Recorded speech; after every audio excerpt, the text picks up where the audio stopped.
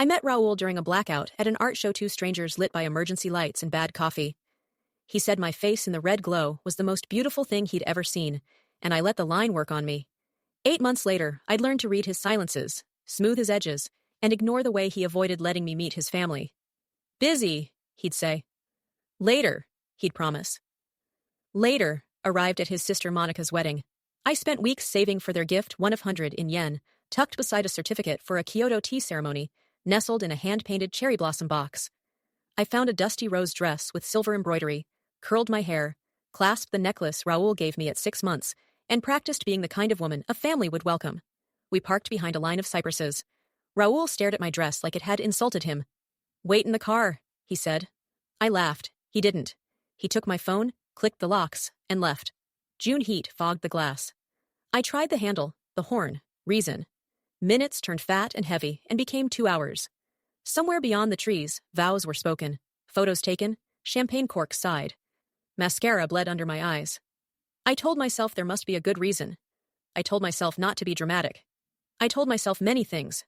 When he finally returned, he opened the door like a valet. "They're ready now," he said, as if I were a dish being served. He did not give back my phone.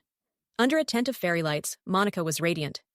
"Sis, this is Nadia," Raul said, "just a friend from work." Then, he winked at a bridesmaid who winked back.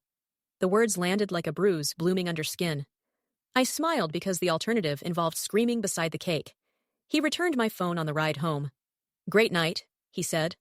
I watched city lights skitter across the windshield and realized I was done believing the best of a man who offered me his worst. 3 days later, I rang Monica's doorbell with a second gift, same yen, same ceremony, new box.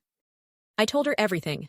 The locked car, the stolen credit for my present, the introduction that erased me. While we were speaking, Raul burst in, trying on lies like jackets. Our texts, photos, and the necklace at my throat did the talking. His father turned off the TV and asked one calm question: "Did you lock her in the car?" Raul ran out of words. That night I ate dinner with his family, without him. Monica cried, then laughed, then pressed my hands and said, "Thank you for telling the truth." Raul's messages piled up. Rage, revision, bargaining, despair. I answered none of them. Here's the part that matters. The person I wanted to impress turned out to be me. I changed my locks, picked up extra work, and said yes when Monica invited me to join them in Kyoto next spring. My name finally written, in careful ink, on my own story.